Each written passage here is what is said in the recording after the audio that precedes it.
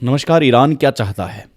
Iran युद्ध चाहता है, अमेरिका युद्ध चाहता है, तो फिर तीसरे विश्व युद्ध की आहट कहीं ना कहीं सुनाई दे रही है। ईरान के ऊपर हम बात करेंगे। ईरान ने अपना एयर स्पेस बंद कर दिया है।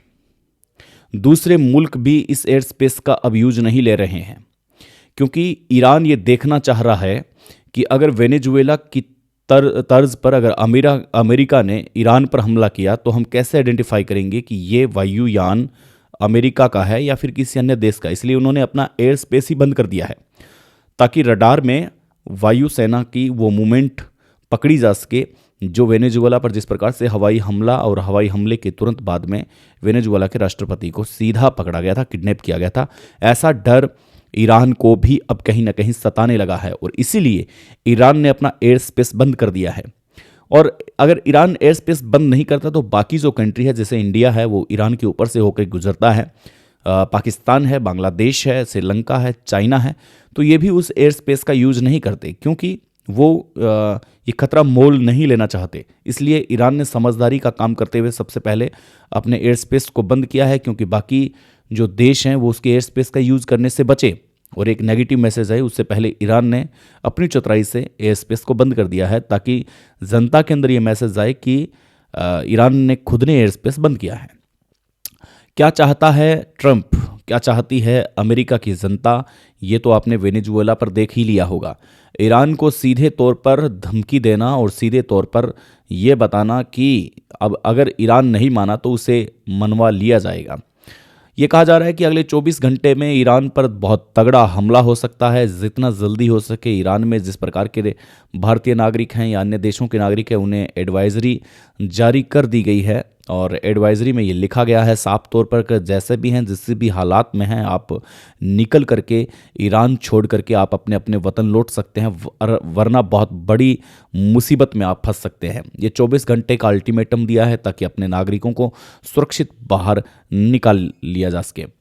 और इसके साथ साथ जो वहाँ के जो हमले हैं, जो आगजनी की घटनाएं हो रही है, जिस प्रकार से विरोध प्रदर्शन हो रहा है, वो इंटरनेशनल मीडिया में अपनी सुर्खियां बनाई हुई है। लेकिन ये बात अलग कही नहीं जा सकती, इस बात की हम पुष्टि नहीं करते, क्योंकि 12 दिन से लगातार ईरान में इंटरनेट की सुविधा ठप पड़ी है, इंटरनेट सेवा बंद है। इसलिए इंटरनेट सेवा बंद होने के कारण वहाँ की स्थितियाँ काफ़ी नाजुक है। अब इंटरनेट बंद है तो किस प्रकार से मदद की जाएगी, किस प्रकार से वो अंदर की जो सूचनाएं हैं वो बाहर आएगी, ये तो आप भी समझते हैं। और इसीलिए ईरान के अंदर 12 दिन से कोई भी ऐसी एक्टिविटी नहीं है। या तो यूँ हो सकता है कि ईरान चाहता है कि उन दंगों को अंदर ही अंदर रखा जाए ताकि बाहर निकल करके ना आ सके, और इसीलिए इंटरनेट सेवा को ठप कर दिया गया है कि बाहर की चीज़ें अंदर ना आए और अंदर की चीज़ें बाहर नहीं आए, जिससे कि तनाव ना फैले। लेकिन राजनीतिक विशेषज्ञों ने और विदेशी सलाहकारों ने यह माना है कि ईरान पर अगले 24 घंटे में खतरनाक हमला हो सकता है और इसका सीधा सीधा असर पूरी अर्थव्यवस्था पर पड़ सकता है, क्योंकि ईरान एक शक्तिशाली देश है।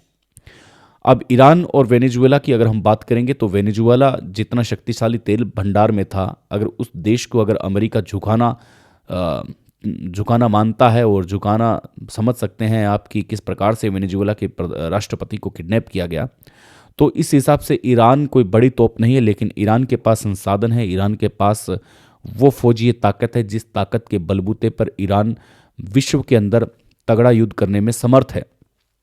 आज की हालात में ईरान के पास वो ताकतें हैं जो एक बार अमेरिका के फौजियों का सामना कर सकती है, अमेरिका की कूटनीति का सामना कर सकती है।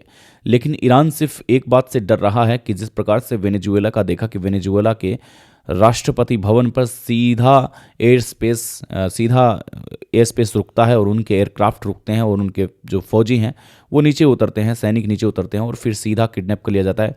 और माद्रा वहाँ से भागने की कोशिश भी करते हैं, लेकिन वो भाग नहीं पाते सीक्रेट रूम में, क्योंकि कहा जा रहा है, सूत्रों के हवाले से खबर है कि वेनेजुएला के सैनिक के बड़े अफसरशाही लोग हैं, वो बिक चुके थे, उन्होंने अपना ईमान बेच चुका था। और इसीलिए वेनेजुएला पर ये जो हमला हुआ है, ये हमला काफ़ी निंदनीय है और वेनेजुएला के राष्ट्रपति को इस प्रकार से किडनैप होना पड़ा। लेकिन ईरान इस घटना को देख करके संभल चुका है। ईरान ने इस वेनेजुएला की इस घटना को ध्यान में रखते हुए अपनी सुरक्षा को बहुत अहम बना लिया है, और इसीलिए जो बड़े बड़े देश हैं वो अपने नागरिकों को कह रहे हैं कि जिस भी हालात में अगर आप हैं तो वहाँ से निकल आए। अगर इनफैक्ट अगर मान लीजिए कि अमेरिका और ईरान के बीच अगर युद्ध होता है तो फिर पूरे देश यहाँ प्रभावित होते हैं, क्योंकि अमेरिका चाहता है कि वेनेजुएला की तर्ज पर जिस प्रकार से वेनेजुएला के राष्ट्रपति को उठाया गया, किडनैप किया गया, उससे हिरासत में लिया गया और फिर पूरा कंट्रोल में लिया गया, वैसा ईरान के साथ करें। लेकिन ऐसा ईरान करने नहीं देगा। अब जाहिर सी बात है कि अगर ऐसा ईरान नहीं करने देगा तो फिर इनके बीच में युद्ध होगा, और ये बातें कब से चलती आ रही है। लेकिन अब जो जिस प्रकार से एडवाइजरी जारी की है तो ये मान सकते हैं कि ईरान और अमेरिका के बीच में 24 घंटे के अंदर एक भयंकर युद्ध होने की आशंका है, और इसका जो सीधा सीधा असर है वो असर सीधा पड़ता हुआ दिखाई दे रहा है वहाँ की पॉपुलेशन पर और वहाँ की अर्थव्यवस्था पर। वहाँ की पॉपुलेशन भी मान सकते हैं कि एक प्रकार से डरी हुई है, सहमी हुई है, लेकिन 12 दिन से इंटरनेट का काम न करना, वहाँ के लोगों की क्या स्थिति है ये बाहर के देश की दुनिया के लोग नहीं देख सकते, और इसीलिए ये भी माना जा सकता है कि उसके अंदर अगर अमेरिका हमला करता है तो फिर अमेरिका की ओर से ही ऐसी खबरें प्रकाशित की जाएगी। लेकिन वहाँ पर छपे एक न्यूज़पेपर के आधार पे ये कहा जा रहा है कि ईरान को अलर्ट रहने की बहुत सख्त आवश्यकता है, क्योंकि ईरान ने अगर लापरवाही की तो फिर उस लापरवाही का नतीजा ईरान को भुगतना पड़ सकता है। इसलिए हम इस न्यूज़पेपर की तो पुष्टि नहीं कर रहे हैं, लेकिन इंटरनेट की सेवाएं बंद होने के बाद में अगर इस प्रकार की न्यूज़पेपर की अगर कटिंग निकल रही है बाहर, तो हम ये तो साफ तौर पर मान सकते हैं कि ईरान के ऊपर खतरा मंडरा रहा है और अमेरिका ये चाहता है ईरान को अपना गुलाम बनाना। लेकिन ईरान वो कंट्री है जो इतना आसानी से अमेरिका के आगे घुटने नहीं टेकेगा। इसलिए ईरान और अमेरिका की क्या कूटनीति रहती है, क्या रणनीति रहती है, इस पर पूरे विश्व की नज़रें टिकी हुई है। मान लीजिए कि अगर ईरान पर अमेरिका हमला करता है और वही वेनेजुएला की तर्ज पर ईरान के राष्ट्रपति, प्रधानमंत्री, वहाँ के उच्चायुक्त को अगर अपने कब्जे में लेता है, तो फिर अपने मान सकते हैं कि इसका असर सीधा सीधा इस्लामिक कंट्री पर पड़ेगा।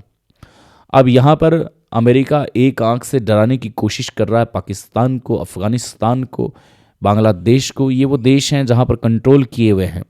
बांग्लादेश की और भारत की क्या रणनीति रही आपने समझा होगा पिछले दिनों में, लेकिन वो जैसे ही बात ठंडी पड़ी तो बांग्लादेश को भी समझ में आने लगा कि अगर इस प्रकार की कोई हानि होती है, अमेरिका अगर उन पर कोई हमला करता है, तो ये साफ तौर पर जाहिर सी बात है कि फिर भारत की मदद लेनी पड़ेगी। अब भारत मदद करने के लिए तैयार नहीं होगा उस वक्त, तो अमेरिका इन पर आराम से कंट्रोल कर सकता है। लेकिन भारत की यह साफ तौर पर रणनीति रही है कि जिसके साथ वो हाथ मिलाता है उसके साथ वो गद्दारी नहीं करता। ईरान भारत का अच्छा मित्र है, रहा है और पहले भी था। तो ये मित्रता देखते हुए ईरान को भी ये भरोसा है कि भारत उन्हें पीठ नहीं दिखाएगा, बल्कि भारत उनकी हर संभव मदद करेगा। 24 घंटे में बस कुछ घंटे का महज सफ़र बाकी है और कल तक शायद ये सूचना देखने पढ़ने को मिले कि ईरान और अमेरिका के बीच में बड़े तनाव या तो शांति का रास्ता अपना चुके हैं, या फिर वो रास्ता वहाँ तक पहुँच चुका है जिसकी कल्पना हम नहीं कर सकते हैं। तो आने वाले 24 घंटे काफ़ी अहम है, काफ़ी ख़ास है कि क्या ईरान और अमेरिका के बीच में युद्ध होने की संभावनाएं प्रबल है या फिर एक बार पूर्ण विराम दे दिया गया है। यहाँ पर हम ये तो नहीं कह सकते कि उन्हें अल्प विराम मिलेगा, लेकिन पूर्ण विराम तो जरूर मिल सकता है अगर कोई द्विपक्षीय वार्ता होती है तो, क्योंकि ट्रंप यही चाहते हैं कि दूसरे देश के मुल्क है वो मुझे वही पसंद है जो यस सर कह के संबोधित करे। ट्रंप को ये कतई मंजूर नहीं है कि वो आंख दिखाकर उनसे कोई मुल्क ऐसा बर्ताव करे। आपसे मुलाकात करते हैं, तब तक के लिए नमस्कार, वंदे मातरम।